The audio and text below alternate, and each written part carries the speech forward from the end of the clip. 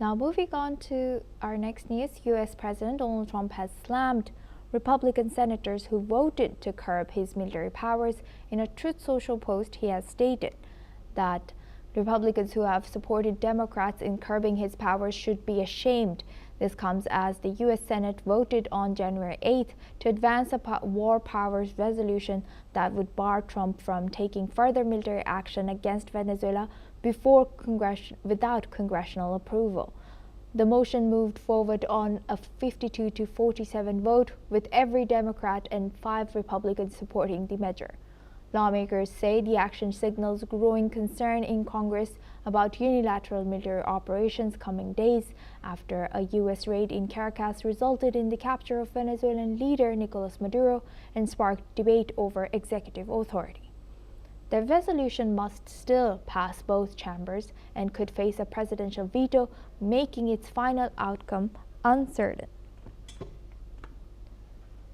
Now for this discussion, we welcome back Dr. Gilbert Doctorow. He joins us from Brussels.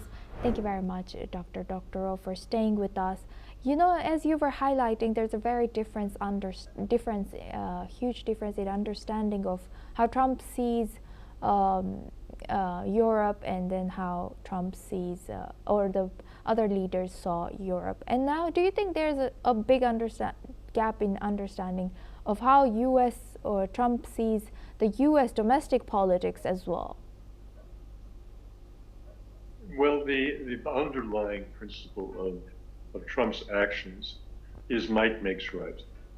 And in that respect, the consequences of carrying out this principle are not so different from what predecessors have done, but the justification for it, the explanation for it, is entirely different.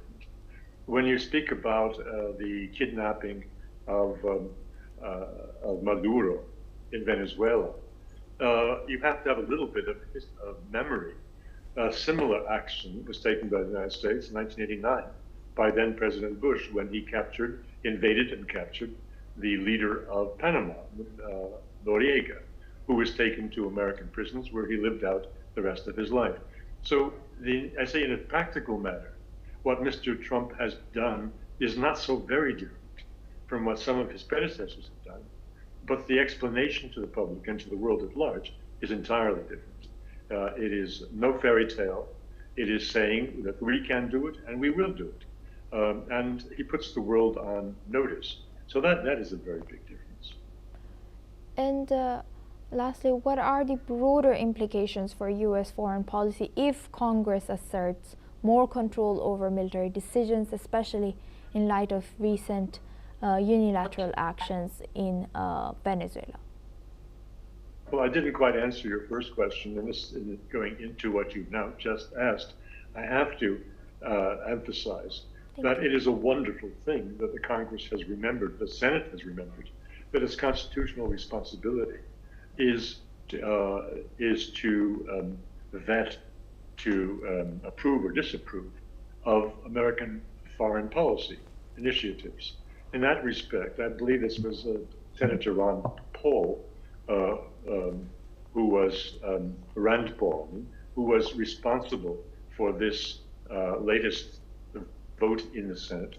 And it is an important action reminding us that there is a Congress, that it is supposed to be, constitutionally required to be, a check on presidential powers. So that is all to the good.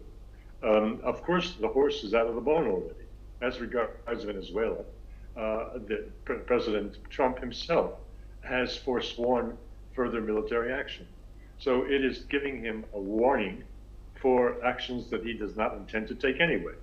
Nonetheless, it is very good that Congress has awakened from its long slumber, and we'll see how this impacts on further military adventures that the Trump administration may be planning, and most in the nearest horizon, what he would do to capture Greenland.